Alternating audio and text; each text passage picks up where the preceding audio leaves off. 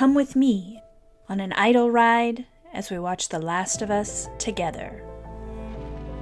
Can't be any worse out there, can it? I can take care of myself. How many close calls have we had? Ellie! Stop! Stop! Fucking touch me! It's okay. It's me. It's me. It's me. Look. Sweet Jesus. Doctor? What are you doing in here? This is our future. Think of all the lives we'll save. I struggled for a long time with surviving. And no matter what,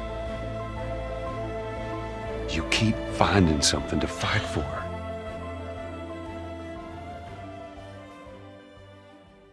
Welcome to Idle Ride, a podcast dedicated to casual enthusiasm for all things pop culture. I'm Marcy, your host, here with my chosen brother, Paul. Hey, I'm Paul. To discuss the 6th episode of The Last of Us TV series, titled Tin. The broad overview is they're traveling, we have the return of Tommy, and we have a lot of panic attacks. I'm just going to head right into the episode because we have a lot to go through this time. We start out 3 months after Henry has shot himself, and it opens with a scene of the back of someone walking with a rabbit in his hand. A few rabbits. I don't know about you, Paul, but I was like, oh, is that Joel? He's found a cabin. Like, obviously. I don't know. I just immediately thought it was Joel. I was completely lost. I was like, who's this? What are we doing? Why are we here? We've established a setting, but why? Why is it 3 months in the future? I want to know how we got here. Then we enter the cabin and the figure turns and it is not Joel. It's an older Native American gentleman, and he looks up and he sees a very adorable, plump woman who we assume is a wife, and they give each other kind of some eyeballs. They do give eyeballs. Again, we've been talking about the eyeballs throughout this series. All best friends and partners are able to communicate entire paragraphs just by looking at each other. Yeah. And she kind of shoots a sideways glance, and then Joel sort of reveals himself in that moment. And I just love these two, this old couple. Obviously, I work with older adults all day long, and their banter is incredible because it tells you that they've been together forever. Yeah, the way I saw it is when she did the sideways glance, that keyed him in to disarming himself slowly, which was cool. Yeah, and I think Joel probably saw the side eye too, and that's why he revealed himself immediately to tell the guy that he needed to disarm. I already have a clip because this scene, I loved this woman. She deserves an Oscar, in my opinion. She's got such great attitude. She really does. Why did you shoot him? The gun's all the way over there. He didn't hurt me, by the way. Yeah, I got eyes. You made him soup? Yeah, I did. It's cold out. I'm looking for my brother. You gave him soup? I think I talked about it last episode. It illustrates hospitality in this world and how important it is, and how eating is a way that people can be friendly with each other and indicates that, oh, we're not enemies, we're friends, I've fed you. Yeah, it's a big unifier. And we can probably guess that Ellie was just like, hey, it smells good. Can I have some soup? And she's like, yeah, all right. It was Ellie. It wasn't Joel who asked for soup. Absolutely. And I think Joel's image is definitely softened by the fact that he has this adorable, disarming child. Again, she's not a child, she's a teenager, but still, she is just so witty and silly sometimes that I'm sure this woman was just like, oh, whether or not Joel is a bad guy. He can't be all bad because he of can't her. be all bad. Yes, exactly. So part of it too is that we have a lot of map stuff, I've noticed. We talked about it, I think in episode 3, where Ellie was trying to read the map for Joel when he's driving the truck. And this map is super important because it's another game mechanic that they brought in for the show, where he's always like, show me on this map where we're supposed to go. And it just reminds me of when you're in your game and you kind of have your little map overlaying everything. Yeah, the mini-map. The other thing I wanted to point out, and this is a little bit of a spoiler, the way Joel asks this couple about a location is extremely similar to how he will later ask enemies about a location, except he plays super nice this time. Oh, yeah. It's very reminiscent of a scene in an upcoming episode. I know that we're not supposed to talk about upcoming episodes, but he asked them both where it is on the map, and it better not be different than what the other person said, basically. And I loved the couple was doing the same communication thing where he was asking her if she told the truth, and then he asked her if she's telling him the truth so that he could make sure he's on the same page. Yeah. That was good. And then Ellie finally kind of reveals herself after the map questions. And I just love how the older gentleman calls her a little psycho. I love that he can already tell that she may appear innocent, but she also's got a little bit of a psycho killer in her. Yep. And this is also where the older woman kind of warns them. They're talking about where they're going to go next. And they said, if you're going west of the river, you better be careful because basically there's crazy people over there. They've seen bodies and not just zombie bodies. Yep. There's some horrible stuff going on across the river, according to these poor isolated old folk. And Ellie's like, I'm not afraid. And we see the old woman looking at Joel, and you can kind of see the fear in Joel's face in that moment. And obviously it's not that he fears those people. He fears what those people could do to Ellie. Yes. When they leave the older couple, this is the first instance of when he has his panic attacks about having to take Ellie near some people who might take her out. So Joel has this panic attack. Is this a representative panic attack, in your opinion? What do you mean by that? When you have a panic attack, do you look like you're having a heart attack? Yeah, I think a lot of people do think that they're having heart attacks when they have a panic attack. Okay. Because your heart starts racing, you're breathing really heavily, and that's often what we tell people to look for. Are you short of breath? Do you feel pain in your heart, like left side of your chest? It looks like, and it feels like the person is having a heart attack, but it's all just your brain is kind of reacting to your feelings of panic by going into overdrive. The adrenaline is going nowhere because you're just thinking about the thing that might happen. It's not actually happening. There's no actual fight or flight to be had. Yeah, exactly. Okay, so then we leave the cabin, and there's multiple depictions of gorgeous mountains, and they show a river, there's northern lights. There's nothing story related in the background in my previous depictions of how all the backgrounds show some terrible thing that has happened to somebody. It's just beautiful. And it felt a little bit like Lord of the Rings, where they do those really epic shots where they pull back and you see the party walking along, and this is what it felt like. This is their journey. It's long, it's arduous, but it's also beautiful. Yes. I feel like it's sort of what your journey is with them when you're playing the video game. You're going on these long walks. They're just talking. They're becoming friends and family in these moments. Yeah, this is where a lot of plot can happen. Not in the show, obviously, but in the games when you're not being ruthlessly attacked by zombies or other humans.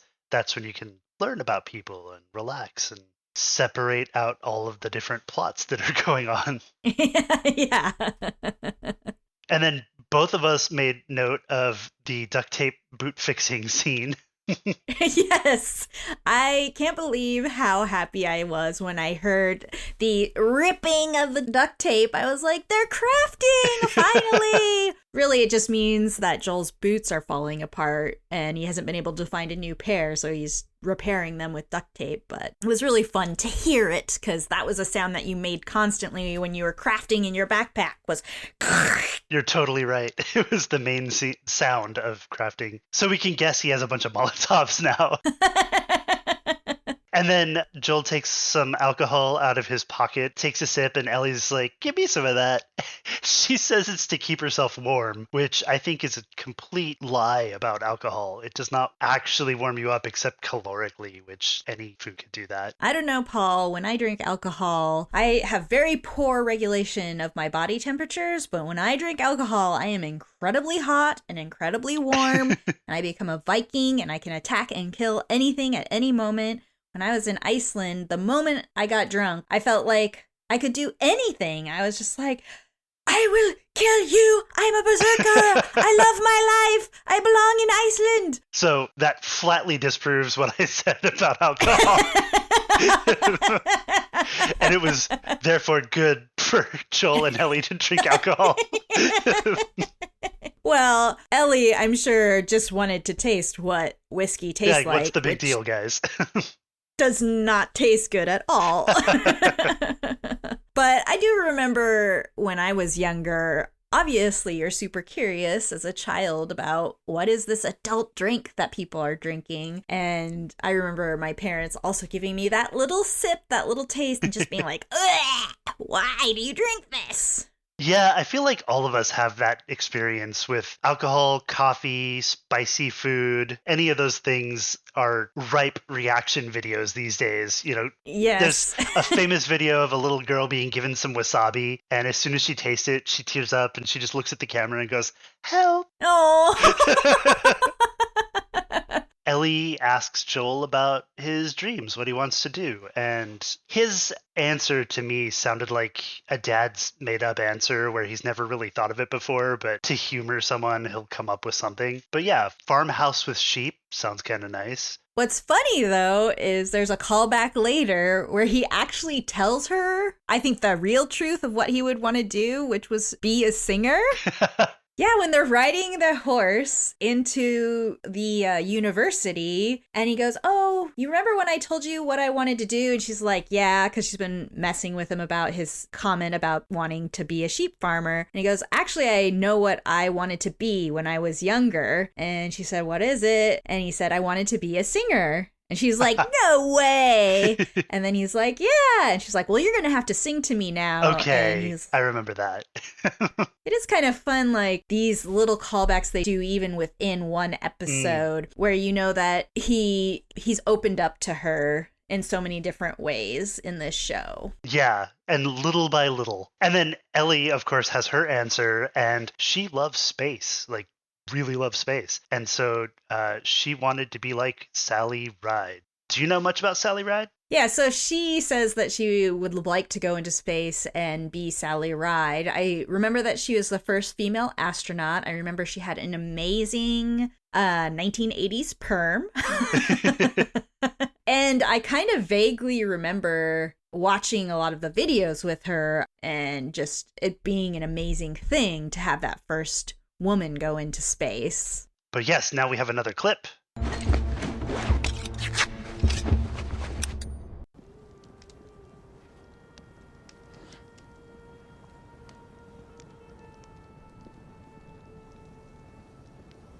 It'll work, right? The vaccine. It's a little late to start wondering. I tried with Sam. Tried what? I knew he was infected. I rubbed some of my blood into his bite. I know, it was stupid, but I wanted to save him.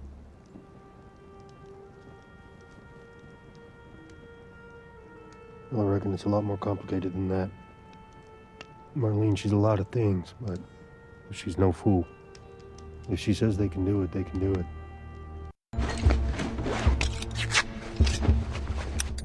That was quite a, I think, important little info dump. Ellie told Joel what she did with the blood. She said it was stupid, but I'm going to throw in some D&D logic and say, if I was a DM and somebody tried that, I would at least give them a savings throw. Yeah. In the scene when she does that, I literally reacted by saying when we were watching it the first time, oh, I would have tried that. Yeah. especially if you're a teenager that doesn't really understand science like we kind of do now, I would have been like, let's just try it. Why not? Yeah, it's 100% guaranteed to kill him otherwise, because she's the only one we know of that's immune. So try it. I mean, I guess the only issue with her is she's immune to that virus, but she's not immune to other, like, bloodborne pathogens. So he could have potentially given her some sort of bad thing from his blood. Like if he had hepatitis or something. Yeah, exactly.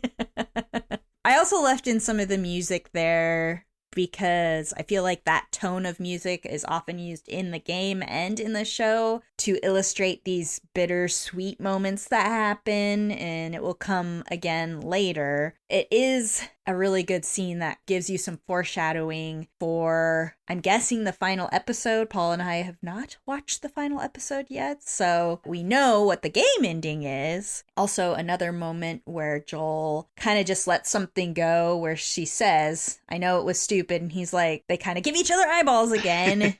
You gotta watch the eyeballs, folks. Yeah, I just like that they're sharing with each other. And when he tells her to go to sleep and he tells her to dream of sheep ranches on the moon, I'm like, oh God, you are her daddy now.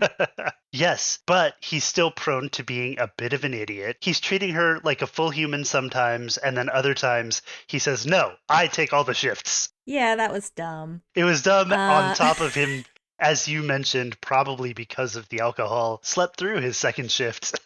Well, thankfully, Ellie is kind of aware that he can be dumb sometimes.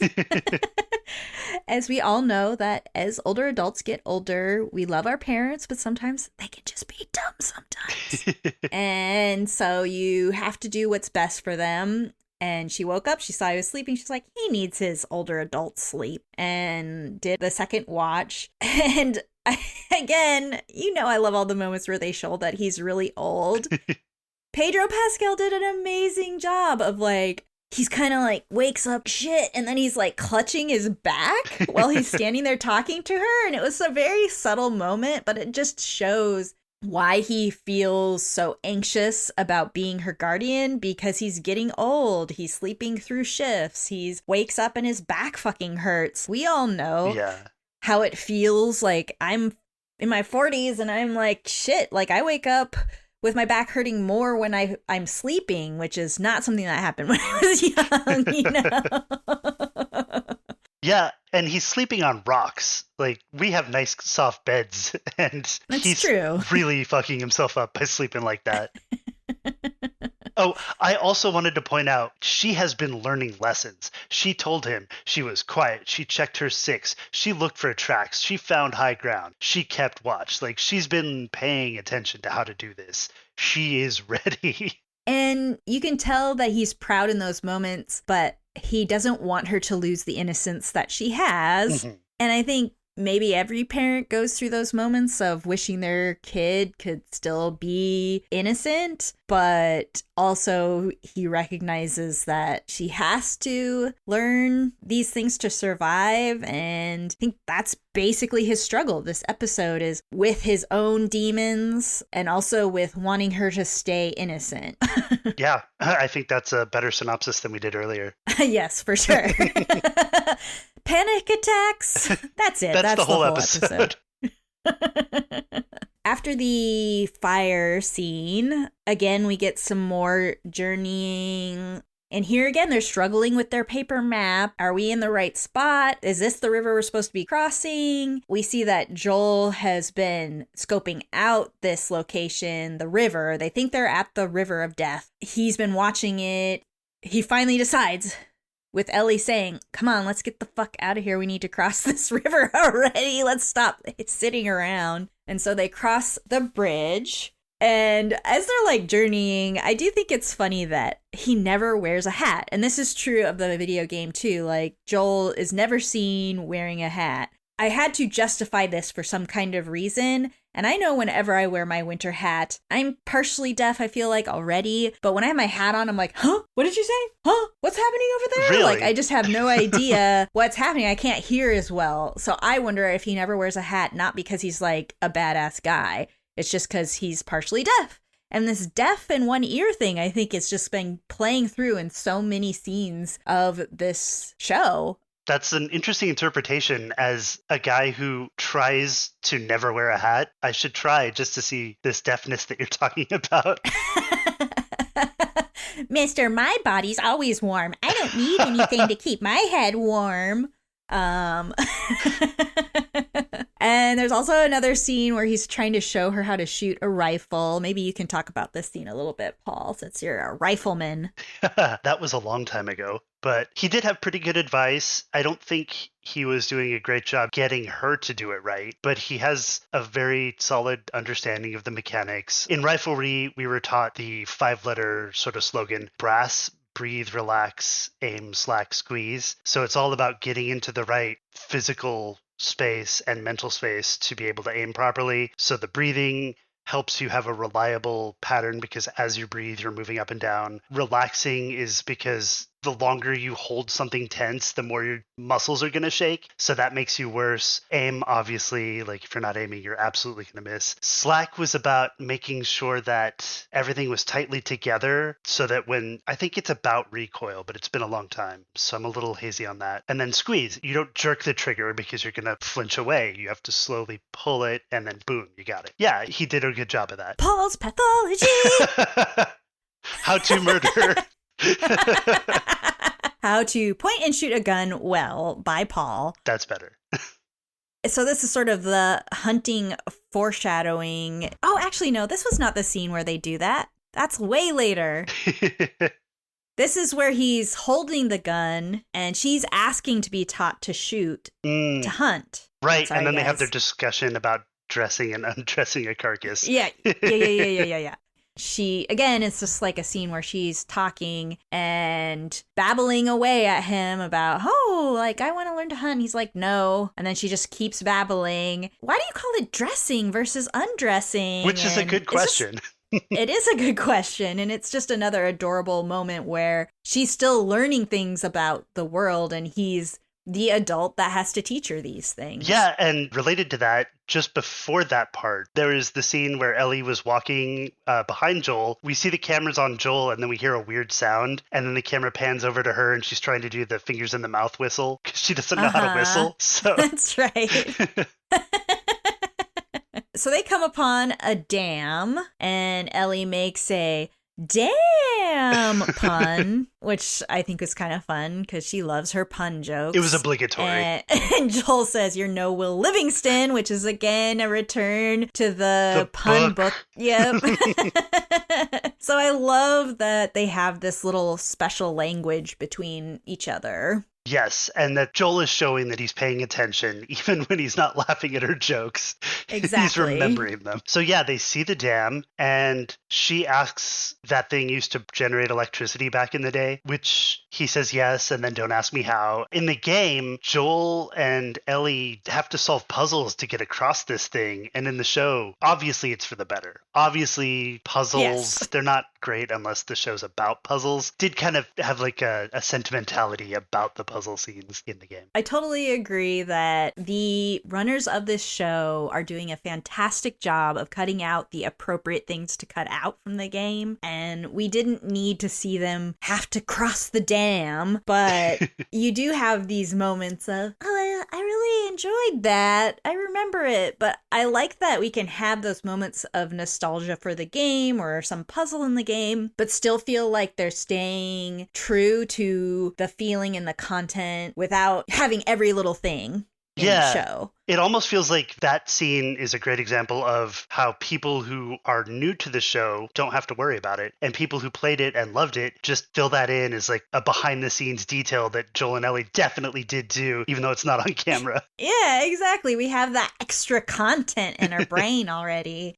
Yeah. And I think the showrunners just are doing such a great job of getting us to feel those moments. They showed the dam. They didn't have to show the dam. Yeah. I mean, they do mention it one time in the city, but really, they kind of could have only said it in the settlement and not have to worry about seeing it. But they took a moment where you get a classic video game shot of you looking at the backs of Joel and Ellie as they look at the dam. And so you have all those visceral memories of the video game in that moment. Yep. Chef's kiss. They go past the dam, and Ellie makes this sort of offhand comment. Hey, Joel, do you think that this river might have been the river of death? And he's like, you see the look of panic on his face. Panic is real. And he pulls out his map and he's like, fuck, maybe it is. And then, of course, the whole posse of horses comes on them. And such a good protector scene. He grabs Ellie by the arm and he shoves her behind him. It's like, stay behind me. It's a really tropey way to end up in a hostile situation like that, but it works. They do later explain that they have amazing killing field vision everywhere in this area. So yeah, Joel and Ellie walk in, they've been spotted, and they have no recourse. They are surrounded by armed people on horses. They pull out their dog, which is an infected sniffer, and based on a lot of post-apocalyptic films in general, dogs are super important to sniffing out bad shit. Like they sniff out Terminators and they sniff out somebody infected with a zombie virus. And dogs are fucking handy. Like, why do you think we became friends with dogs when we were primitives? Because they have skills that we don't. And so we complement each other. Exactly. They warn us when something bad's gonna come and get us and eat us in the middle of the night because we can't hear it or smell it, but they can, you know? Yep. So it's such an amazing complementary relationship that we have with dogs. Obviously, I'm a dog person. I can totally see, like, if they had a dog with them, just imagine how much warmer you would even be. Like, if you were sleeping in a camp, you just... Like the phrase 3-dog night. Like, you curl up next to your puppy dog. They're super warm. You can put them under the blankie with you. And you don't have to worry about dying of hypothermia because you have your cute dog with you who can also attack and kill someone if you need them. Anyway, they walk around with a blanket. I have to add as well, I read once a long time ago that dogs have such a good sense of smell that in the way that we see color, they smell color. They have a vocabulary where this smell is very specifically this and that smell is that. And so it's not a surprise that they could smell this fungus in your blood and be able to Absolutely say, not. oh yeah, you're gonna die. And they actually have trained dogs to pretty reliably sniff out things like cancer. Yep. There was a lady who has like fainting problems, and the dog can tell in advance that she's about to faint and make her lay down. Yeah, like seizures. They can tell when a seizure is going to come on in your body or when you're having a panic attack. So there's lots of things that we can train dogs to recognize. And I think they're way more hyper aware. I'm going to talk about dogs a little longer, sorry, but... I watched this documentary on dogs where they compared chimps, who are incredibly intelligent animals, to dogs. Like they'd hide something and have a person in the room. And the chimp would not pay attention to the person. They would just search and do their own thing. The dog would see something happen and then it would just like follow our eyes, yeah? And follow what the human's eyes are doing with no training at all. Dogs are now at this point so ingrained in our society, even before they're puppies, they don't try to investigate things on their own. They look to a human. Yeah, and I think wolves have proven to not have this, which it obviously makes sense, but it's very evolutionary. Yeah, it's crazy. Also, I learned based off of the fox experiment where they were making domesticated foxes, basically, that there are certain physical traits that are associated with domesticity. Yes. So a curly tail is associated with less fear of humans, which I think is really interesting. So like foxes normally have a straight tail, but over the generations as they domesticated the fox, it got a curlier tail because it's the gene that basically is like, I'm not afraid of this thing that I should be afraid of. Yeah, I heard it as a bunch of puppy relationships related traits stay with them longer into adulthood. And so like floppy ears is one, the patchy coloring that's not so fox-like as we would think of it. Uh-huh. Yeah. Yeah, that makes sense too, that animals that would look cuter to us would somehow be the ones that are more domesticated. Cuteness is a weapon. I think the only thing that we missed is Ellie would have told us not to say documentary. We should have said dogumentary. Boom, boom, boom. That got you too good. So they bring out their dog sniffer. It sniffs Joel and gives the okay to Joel. And then, of course, they have to tease you with, is this dog gonna attack Ellie or not? And it's like, goes down on all fours and it's going, eh. And then Joel starts having a panic attack. He's like, ah! And he's not doing anything. And then Because you he hear can't Ellie think go, of anything. ah!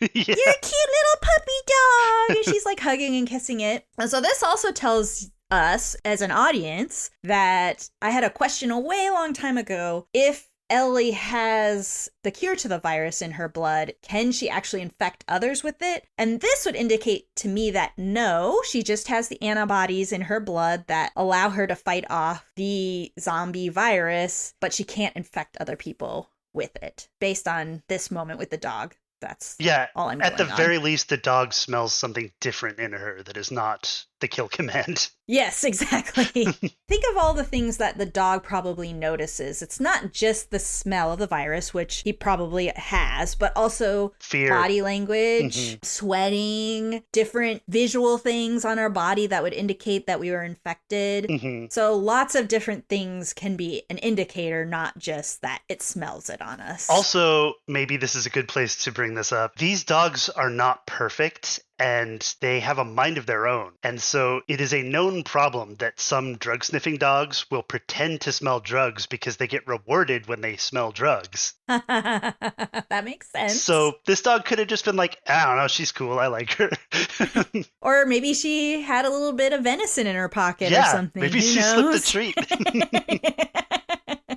And again, in this type of world, horses are also very important. Another animal that we've domesticated that provides us that opportunity to have transportation at a lot faster pace than even probably a car at this point, because most roads have lots of trucks and things in the way. And so a horse is much more agile, can go around a lot of different things. You can be asleep on a horse or drunk horse riding and not crash into things. Yeah, exactly, because the horse is helping you make decisions. It won't go off a cliff like an idiot. So I feel like this episode, if nothing else was good about it, I would be happy because it had some of my favorite animals in it, dogs and horses. And then it made me think, well, I would definitely want donkeys. And then I would be the crazy donkey lady in the apocalypse. I would have a giant wardrobe on my back full of stuff, and then I would be riding a donkey with my pack of dogs around me protecting me. That would be my NPC. Brilliant. I'm adding to my NPC as we go along. What would be your NPC? You're not buying into this. I want you to get along with this road that I'm taking. No, here, I've been thinking this since you said that, which isn't as much time as you've had to think of this. I definitely feel I'd be a little bit more like Bill, having layered traps everywhere. See, this is funny. Like, my imagination of Paul, even though you don't wear glasses anymore, is like you with glasses in the apocalypse, and you have your like library of lore behind you. Like, you would be one of the fucking lore quests. You would have left all of your like journals of books, and then once you got there, you'd have like some fancy item to give the person. Let me go crazy here. I'll have a solar-powered 3D printer that can print objects for them. Whoa, that would be so rad, Paul! You would be like a much better NPC than me. I would be like, here's a donkey. Do you want this? Yeah, here's a donkey. Or like, here's some rat meat. You want some rat meat? And Paul's like, I've got a solar-powered 3D printer. I can make glasses for you. Everybody likes Paul's NPC. They just don't like reading his 12-page lore It's like, books. Stop making me read your damn lore. I just want to kill shit. we have completely taken away from all of the fear and hostility of this scene. But I wanted to point out that it was a little bit rude that passing the dog sniffing test, they only bought themselves 10 seconds to say who they are.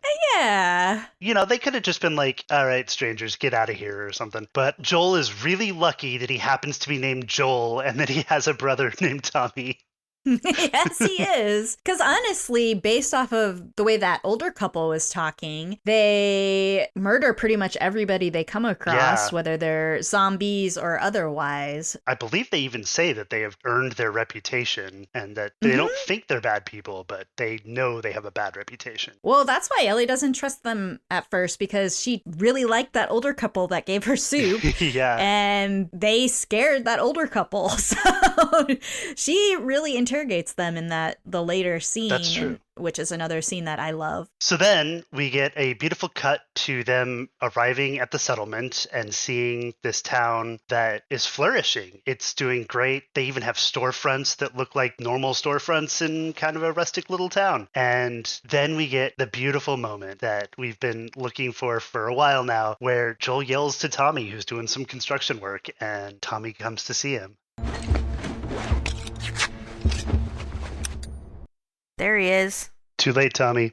Too late, Tommy. We've got the same mustache now!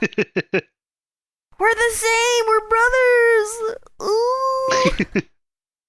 Your sisters, you and I. I love you so much. Oh, look at his tears.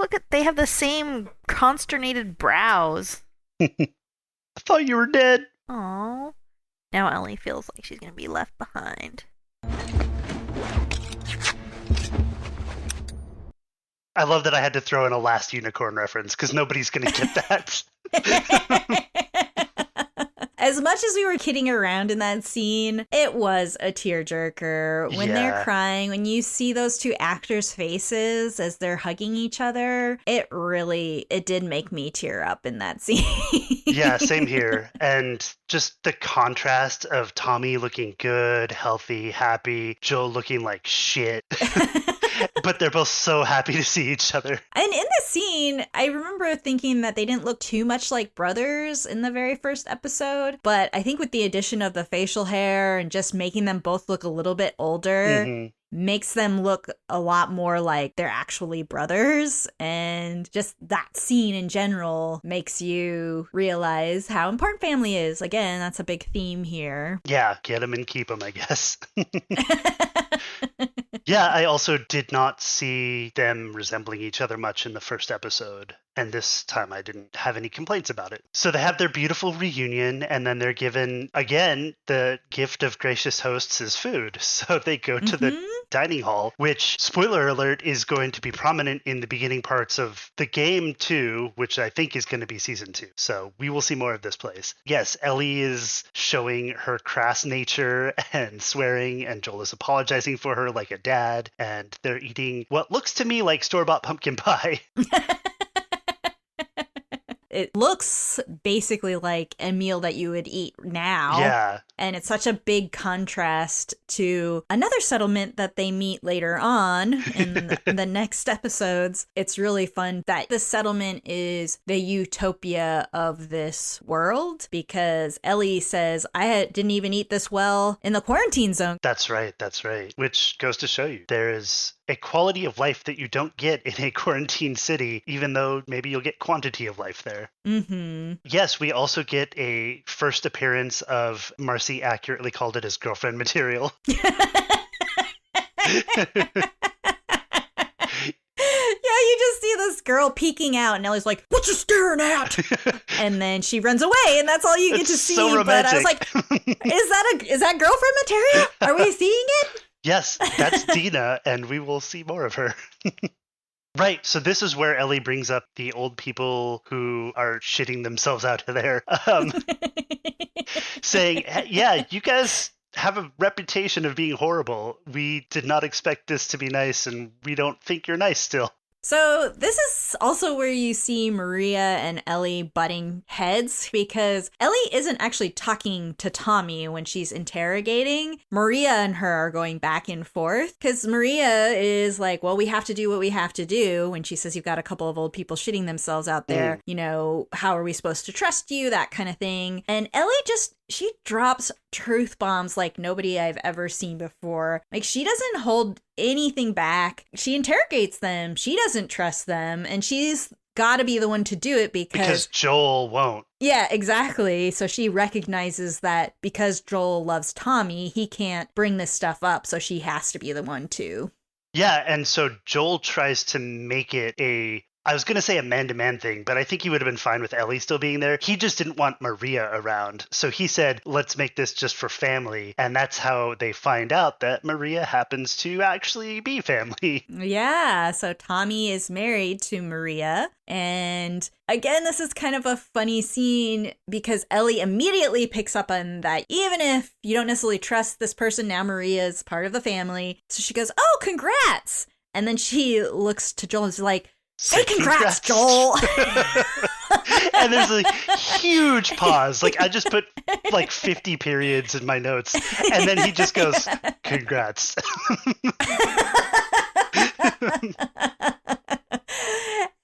It's just every moment with Joel and Ellie like this just makes my heart sing. You can teach an old dog new tricks. Yeah. Because whether or not they're married, he doesn't know Maria from anybody. So I think that's part of later when we get to the bar scene that we can talk about there, why. Yeah. He maybe lies to Tommy because there's this other person in the mix. But anyway, before that, we noticed different things. So I'll mention yours and then mine. You noticed the thing about passive worship / multi-faith. And that's as they're walking around outside? Once they're kind of done with that interrogation scene, Maria takes them on a tour of the settlement. Right. She's casually kind of just talking about all the different buildings. And one of the buildings is a church for multi-faith people. It's passive worship. And then she goes on to something else. And I don't think I've ever heard the term passive worship. Paul and I are atheists, so I always kind of key into these religious things because I don't really know anything other than what I know of when I was a kid. And I tried to look up passive worship, and I guess it's very confusing. It started as a way to worship through song. And then now it's just a lot of religious people railing against passive worship because they want people to be proselytizers. And if you're passively worship without being a proselytizer, then you're a bad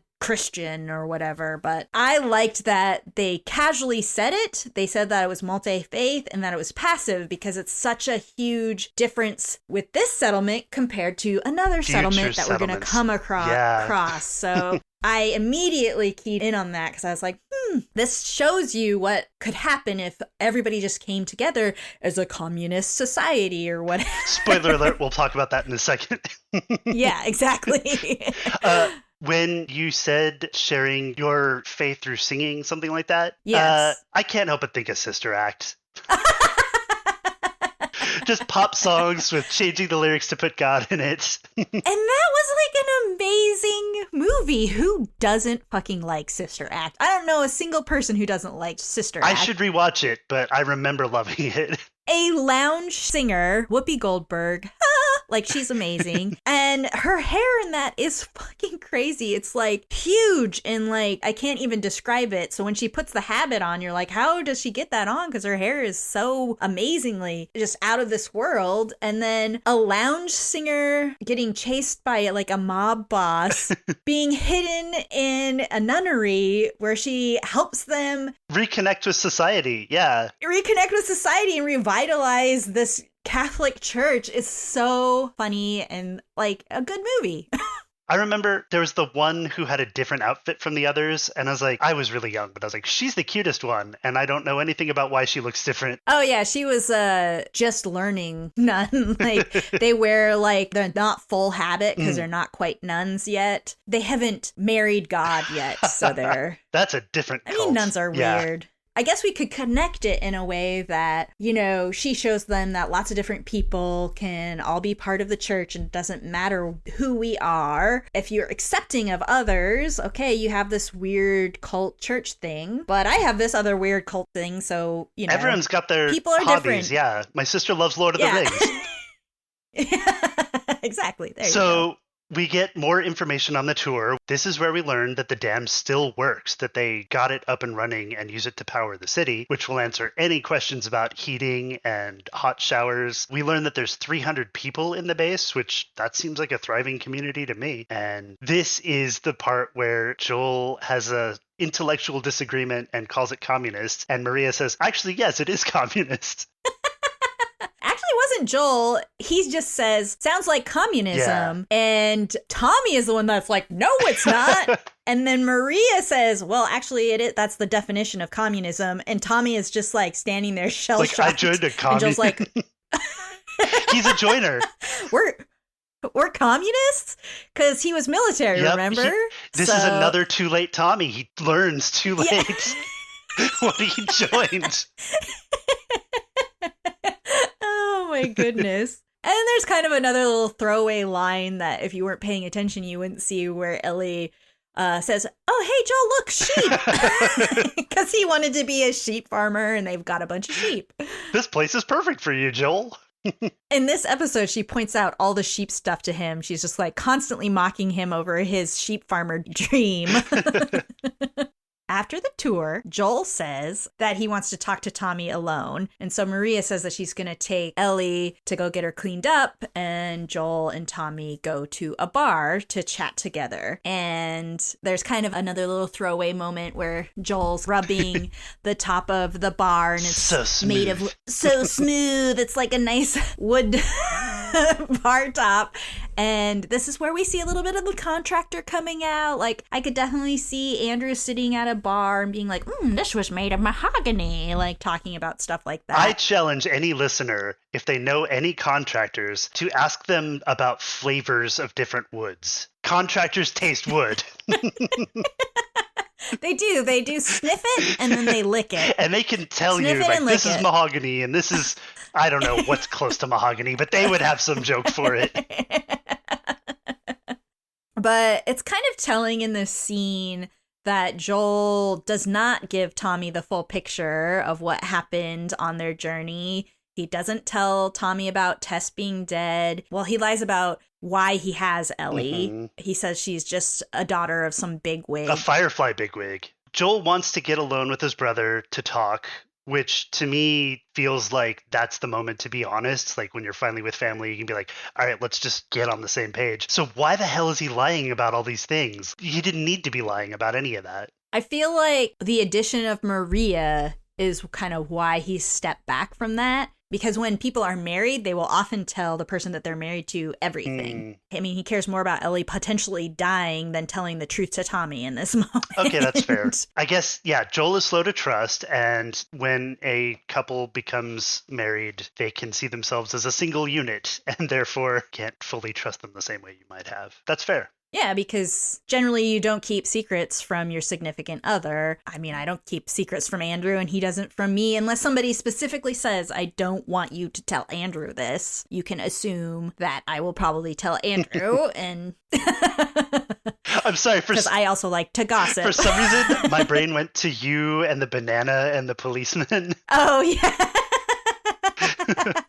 I did try to keep that secret, and he made me tell him. He always does this because now he doesn't stop telling these stories. That's the thing for me. It's never like something really important, but it's like an embarrassing moment, right? And you don't want other people to know about it. And if they have too many, you're like, just stop telling my embarrassing stories.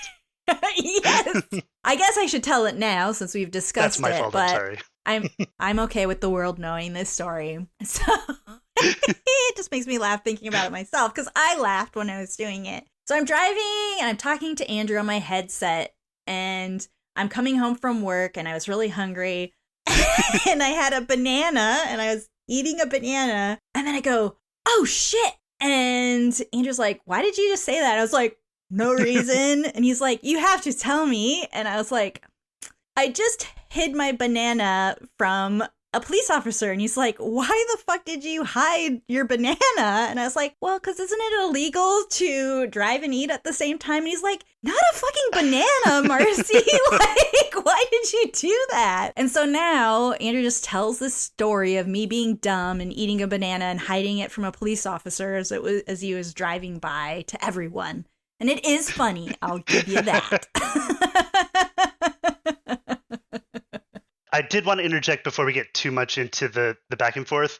One of the first things Tommy says to Joel in this scene is, thanks for still giving a shit about me. And that felt like a really loaded statement, considering that Tommy was the one who we find out stopped talking on the radio. Like, Tommy cut off communication. He still loves his brother, but he can't be around him for, this society's reasons. I think there's a lot of good moments where Tommy shows that Joel can trust him. And I think that's one of the moments. And also just taking responsibility for his own actions, even though Maria doesn't think those murders were Tommy's fault. Later on, you'll find in the scene with Ellie. But I love that Tommy takes responsibility for his own actions. Yeah. You have the ability to say no. You have the ability, like Ellie, a small child, was able to change Joel's behavior. And Tommy is an adult. And granted, we know that he is a joiner, but still, he made his own decisions, and he was part of what Joel was doing in the past. And I think that is a very important skill that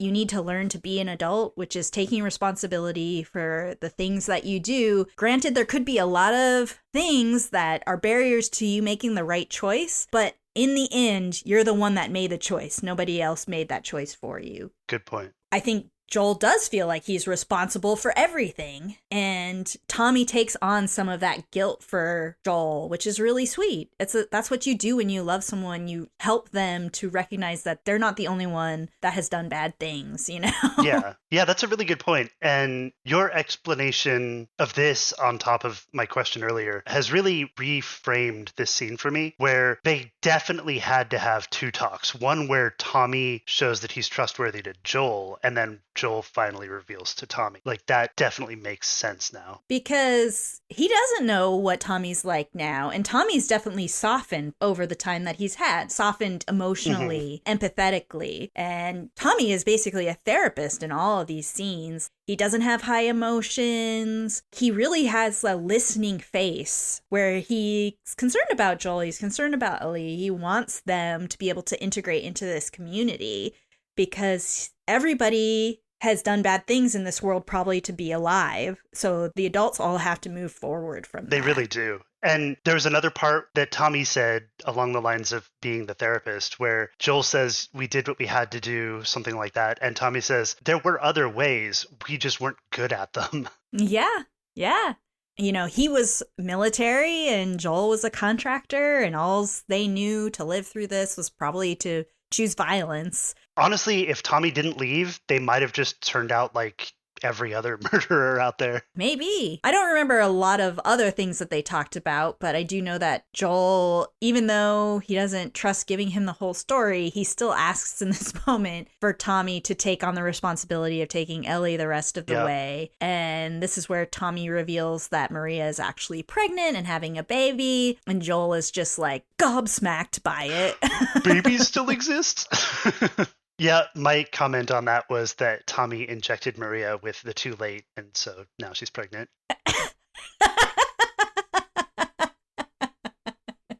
No, she's too late, Tommied. It's got to be pretty rough that Joel, doesn't congratulate him. But at the same time, Tommy says something like, you had a bad luck of it, but I love my baby or whatever. I can't remember. Can you? The harshest thing he said was just because life stopped for you. Oh, yes, that's it. Yeah, that was a big ouch. Yeah, that was a big ouch when he says that.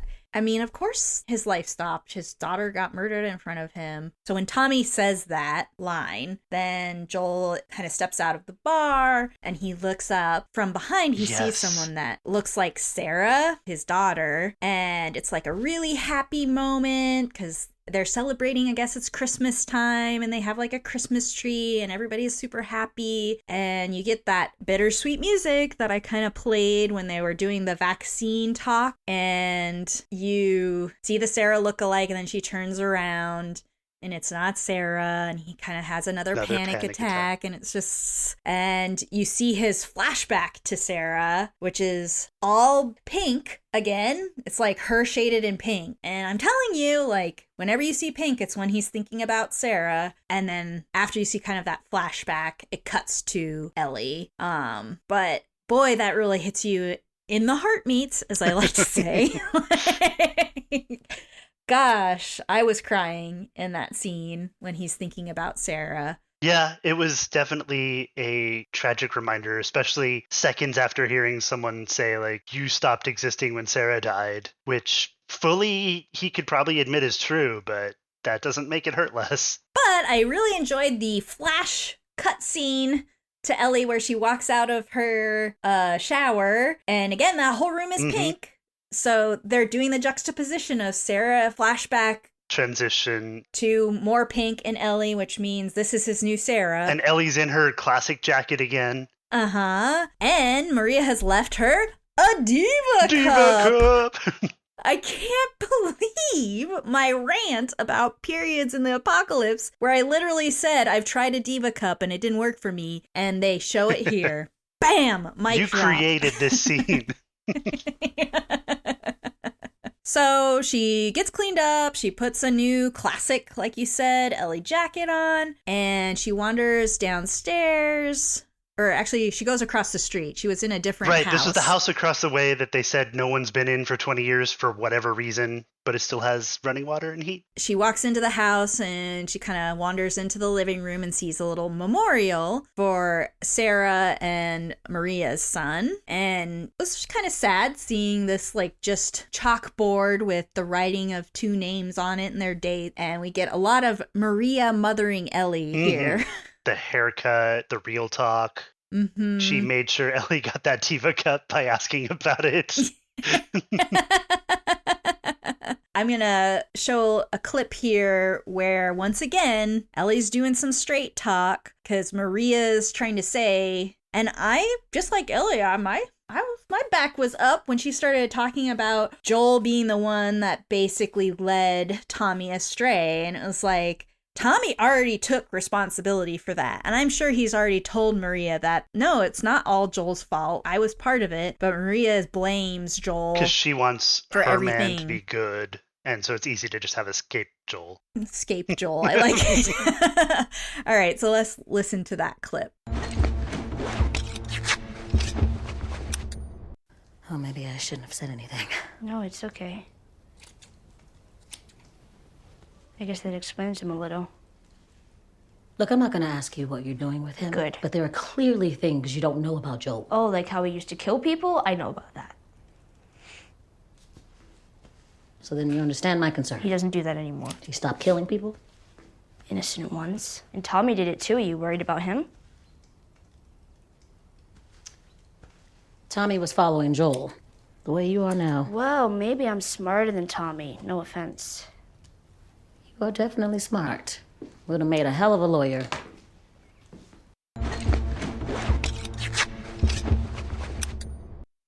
I love that so much.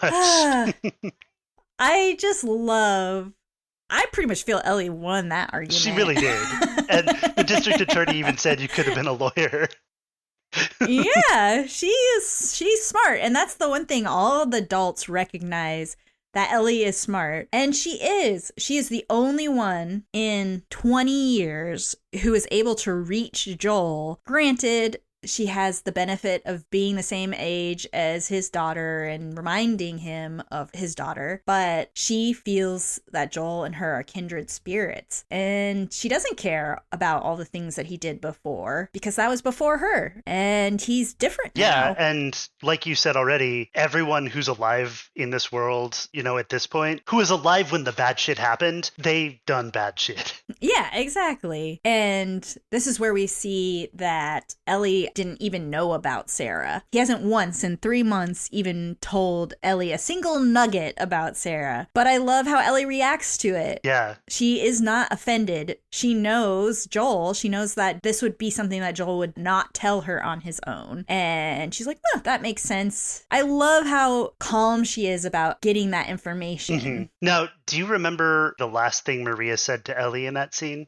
I'll throw it out. Not off the top of my head. She said, the only people who can betray us are the ones we trust. Do you remember that? It's true. Yes. So for me, it took me a little bit to puzzle out why that was an important thing to say. And here's my theory, and you can tell me if it's stupid or not. Nothing in the show up to this point has been, to my memory, an actual betrayal like that, where someone Ellie trusted has fucked her over horribly. Sure, they've like imprisoned her and stuff, but that was reasonable because they wanted to see she wasn't infected. The point for that is that at the end, who's gonna fuck her over? Because she trusts the Fireflies and she trusts Joel. I think that's sort of a hint at the last episode. Yeah, I think it's a hint at that and a very clear foreshadowing for what she thinks is a betrayal, Joel leaving her with Tommy. Yeah, a betrayal about to happen that she's not aware of yet.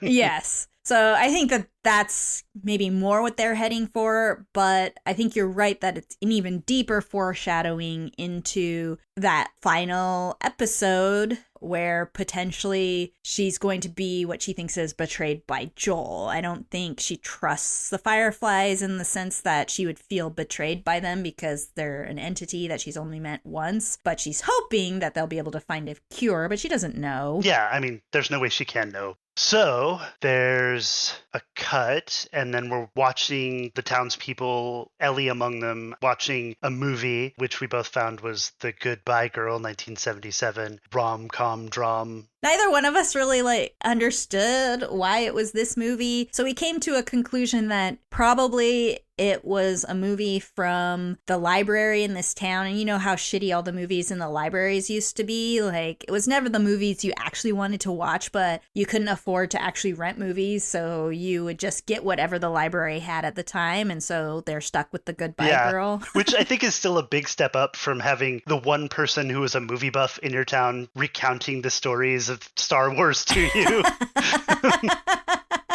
That would be a really funny role, like the oral historian just tells you the plot of all the famous movies of the time.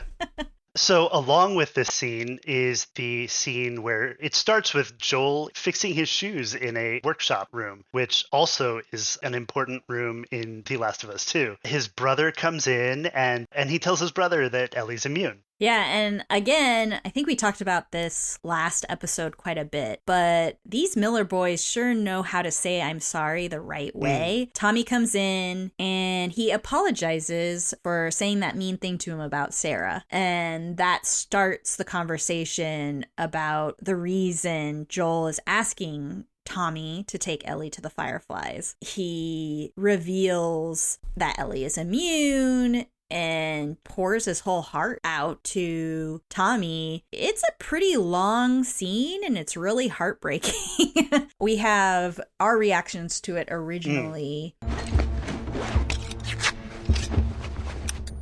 Gosh, he's been holding those tears in his eyes for like 5 minutes straight. He has. They're so shiny. He sucked them back in. How can he hold tears in his eyes but not have them fall on his face? I don't understand it. Because he's a man. Joel, you forget that Ellie has an opinion and thoughts of her own. She does not gonna fucking like this. Because she loves you. Yeah, it's not like you're fulfilling Tess's dying wish by pawning her off on your brother. It's also pretty selfish to be like, hey, you're about to be a dad. Go risk getting yourself killed for me. Guess so. Dads go to war all the time. Moms go to war. I mean, he's not wrong that every person that he's loved, he's failed. Yeah, it's a heavy burden. And, you know, it's good that he could let it out and have a family therapist for a minute. Oh, yeah.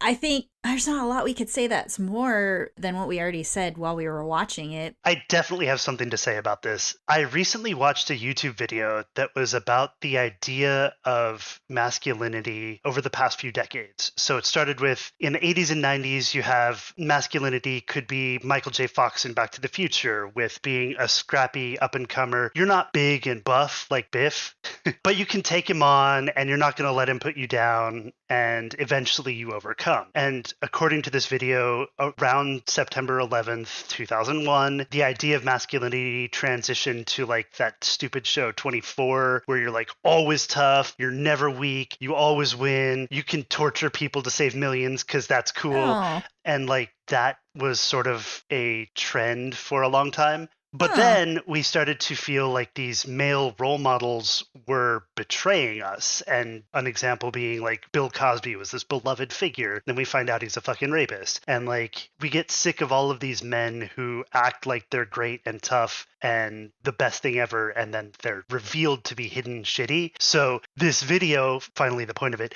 is that Last of Us and the Golden Compass show that just came out, like there's this His Dark Thank you, Materials. His Dark Materials. That there's this newer idea where men can be weak, they can fail. And Joel was saying this in this line. He was saying, I'm not who I was, I'm weak, I'm failing in my sleep, it's all I've ever done. Like he's confessing to all of these problems. But that the core point of these new ideas of masculinity is that despite their weakness, they keep trying and they keep trying to do what's right by the person that they care most about, even if in this case, he believes doing what's right is passing the torch on to someone who won't fail. Like he's still trying his best. Aw, your little speech almost made me cry. Aw, it's so sweet because it's true. Because failure is our best teacher.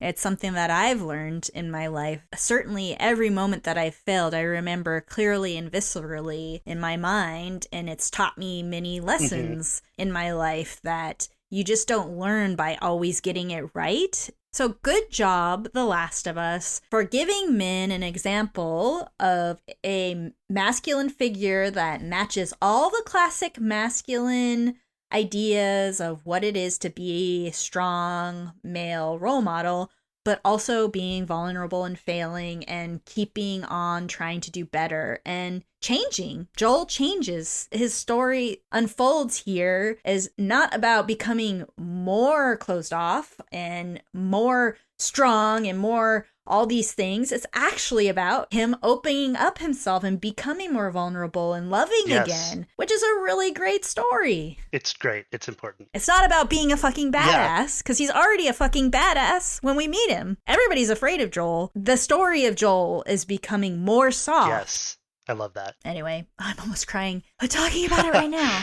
I need a second to figure out what comes next. Yeah, so Tommy, after the confession, really just sees Joel's struggle and says, okay, I'll do it. This is what you need me to do. And finally, he's not too late. Finally, he's stepping up. So I had a prediction for what would have happened if this was the story, that Tommy does take Ellie and Joel goes his separate way. Ellie dies within the week and Tommy goes home. Alternately, Tommy fails, then Ellie dies, and Tommy goes home. Or Tommy dies, then Ellie figures out her own way. That seems less likely because of all the shit that's going to happen. So it's all Ellie and Tommy dying and or Tommy going home. Yeah, pretty much. Or Ellie basically being the love slave of a horrible cult leader, which would be even worse. And we've talked a little bit about the next scene. You get a teaser that Ellie leaves the theater and is kind of wandering through town. So you know that she's no longer watching the movie while Joel's talking to Tommy. And then Joel returns to talk to her. Yes. And so I love that they did that and they didn't do the obvious movie thing of her like being behind a door and them showing that. She finds out what he was saying, but it didn't like spoon feed it to you. And I just love that. And I love the what exactly did you hear from Joel? It was just like, I wish people were more upfront about this in movies specifically. In real life, maybe it's not as big of a problem, but just like, let's get down to brass tacks. Yeah, and they do in this scene. So she brings up Sarah fairly early on in the conversation, and he just like shuts her down with that. They kind of have a really big fight scene, which is almost... Sorry, an argument scene, I guess would be a better way to say it. But you're right, that was a funny way to say it. It's a classic, almost shot for shot scene from the video game. Ellie's like, well, I guess I'm going with Tommy. Get the fuck out of my room. So I just want to go down on the record as it should be Joel plus Tommy plus Ellie. The three of them should go. I don't understand why he couldn't have told Maria, first of all. I think Maria would totally understand that this is the most important thing that needs to happen, but maybe Maria wouldn't trust Joel is telling the truth. I don't know. But they obviously have a pretty badass posse of people. Horses, infection-sniffing dog. I'm sure they have more than one dog. Yeah, for sure. I don't they know. Have a society. Literally, I feel like she could have gotten a posse together if she'd wanted, but it doesn't make as good of a story. Definitely. So we'll put that to the side. And then I'll just say that at the end of this argument, Joel does the shitty thing for the second time this episode. And in this case, he says, "You're not my daughter. Goodbye," basically. It was so harsh. Yeah, it really was harsh.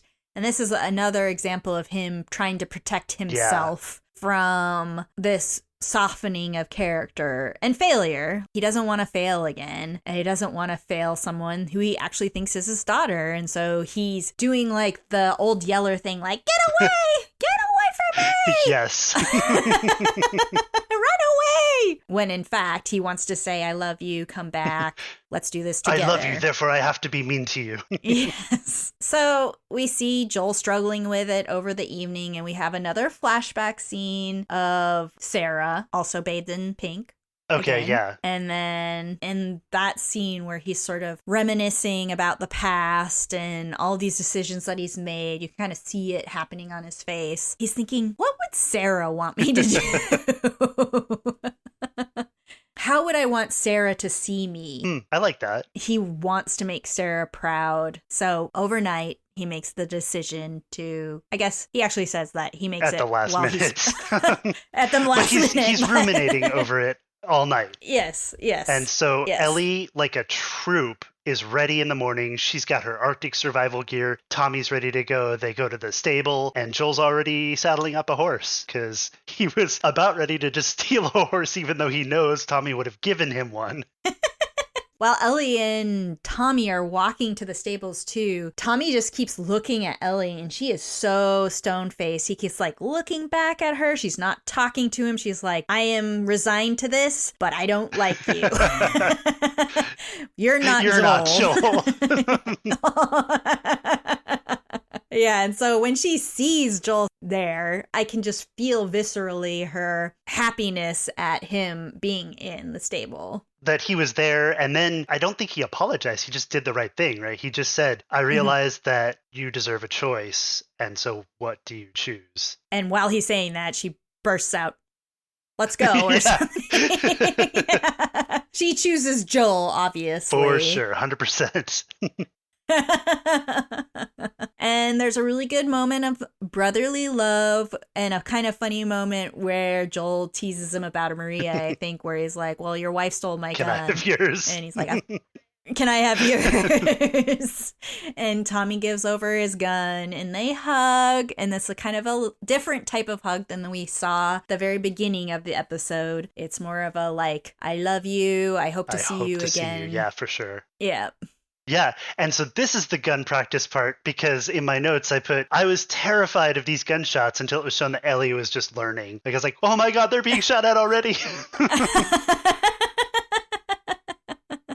Previously in the episode, we got it wrong. Paul kind of talked about what you need to do to be a good riflery person, and Joel did a decent job at teaching her, but there's a really funny part of that scene where he's kind of describing the gun as his, like, lover. You have to love the gun, and he's really putting a lot of emphasis on that part of it, and Ellie says this hilarious line where she's like, are you gonna shoot this thing or get it pregnant? And I just like, damn, you are so good at these fucking one-liners. And I know that she had some quip in case he missed, but he didn't miss, and so all she could say was, you dick.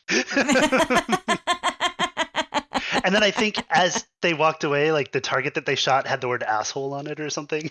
Yeah, it did. And then when she calls him a dick, he also kind of turns and gives her this little smirk, does. which is really cute. And so they're headed to Colorado, where there's a university where Tommy had told them that the Fireflies had been stationed the last time he heard of them. And this is really the calm before the storm. They've got some really happy music playing. There's a lot of cutscenes where they're just chatting, and they've really melded at this point. At this point, you can tell that Joel's given into the softness. He's not pretending anymore that Ellie's cargo and that he doesn't like her. Like, there's obviously friends or obviously family in these moments. And I cannot go by this scene without talking about the contractors for Andrew's sake, because there's a really awesome line about contractors, and my husband is a contractor, so I've got to put this in the episode. So I have a nice clip from that scene.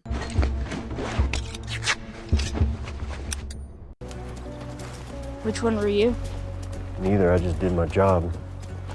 Which was building? That's right. Houses, stores, that kind of thing. We were called contractors. The contractor. That's pretty cool. Yeah, we were cool. Everybody loved contractors. Nice.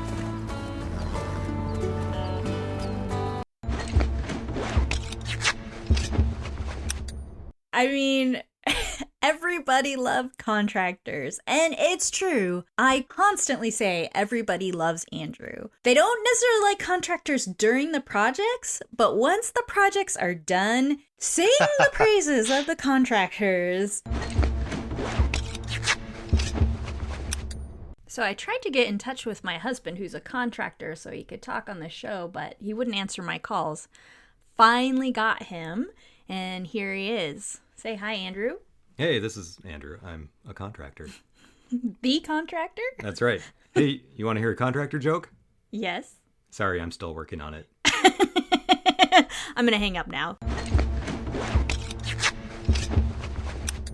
Also, you can hear in the background that music, like that's the first and only time you're going to hear like an upbeat kind of music, except maybe at the very beginning of the Bill and Frank episode when he was like super happy because everybody was gone from town and he was getting things from the Home Depot. This is like the only time that you hear kind of like a really just beautiful, happy, upbeat song in the background. And I always like that Ellie brings back the silliness because she says, the contractor during that cut scene. And then later when they're writing again, there's a moment where she says, you're the contractor. Like she keeps bringing these things back. And then when they get to the college, she sees the mascot on the college sign, and then she again makes fun of him for his sheep dreams. She's like, hey, Joel, look, sheep.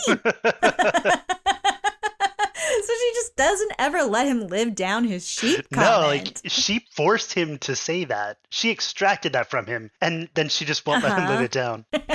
Yes, exactly. So as they're riding through the college campus, they run across a pack of monkeys. So, hey, we're bringing it back to monkeys again.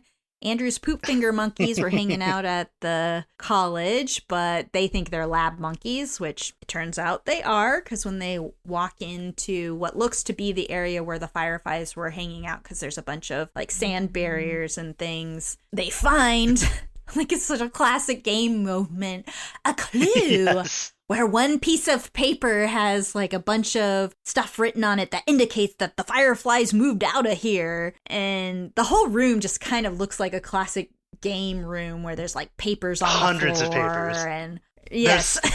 One and overturned medical card. Yeah, just so much game design in that scene. So they hear some crashing around. They decide to do some more searching in the building. Armed searching because they think the crashing might be people. And they go into like another lab room where some monkeys are doing monkey things and find another clue, which is literally a giant map board with all points pointing to Salt Lake City. So I wonder where the Fireflies are. I guess we'll have to wait to see. And anyone who invades the place also. Yes, exactly. Like, why would you? I mean, they must have left pretty fast if they left their secret location up on a giant board like that. Or it's just not a secret to people who live in this area, maybe. But I did want to throw out that I did a little bit of looking. Marcy and I both looked into it. And yeah, there were monkeys in the game. And there was also one of those lore bits that people might not know, that the reason the monkeys are alive and free is because they were being tested for the cordyceps virus. So they are infected monkeys, but they were supposed to be put down. And one of the scientists there thought that was inhumane. So he just lets them go and they kill him. Idiot. Yeah, so the next stuff coming up is pretty rough. Yes. They hear some people walking around in the grounds outside. They look down and see some armed folk. And so they they got the important thing, the location of the fireflies. They needed to get the hell out. So they hurry back to the horse that they had parked outside, which was not parked in a stealthy location. I think maybe that was a fuck up on their part, but they thought they were at the home stretch. And Joel, probably because of his bad hearing, doesn't hear a guy walking up behind him and ends up getting stabbed in the gut. And we have our reaction to that. Yes, headbutt. Choke him out, Joel. You got old man strength, even if you do have heart attack issues. Oh, snap. Crisunch! Did you see that? What? He stabbed? Fuck. Well, that's how they do it. Okay. I thought he got shot. Don't pull it out, Joel! Oh. Yeah, that's not medically smart. Shivved. Put it back in.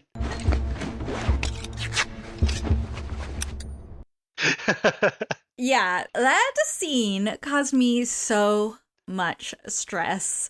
Every moment I was like, what's happening next? Oh my god, he just cracked that guy's neck. Oh jeez, he's stabbed. Oh god, get up on the horse. Running. And I did like that Ellie was just like shooting behind her as they were running away on the horse. That was really good. She does like a lot of good. I guess that was a skill that Joel should have taught her. Shooting while on a horse. That's tough. It is but tough. Just the suppressing fire is great. And when Joel got stabbed and then stupidly pulled out the stabbing instrument, Ellie fully takes the lead. She makes him get on the horse. She jumps up. She gets it going. She does the shooting. Like, she is in charge at that moment. And it makes sense because when you're stabbed, you're probably not thinking so well. When he's pulling himself up onto the horse, like, you hear him go like, like, it's really difficult to do when you're stabbed to pull yourself up onto a horse. But then he helps her up onto behind him too. I mean, it's such a good scene. And yeah, I will definitely point out that in the game, he was fighting a dude and they fell from a second floor and he got pierced by some rebar, some rusty rebar. So completely different that way, but I'm fine with this. It makes it a little simpler getting away.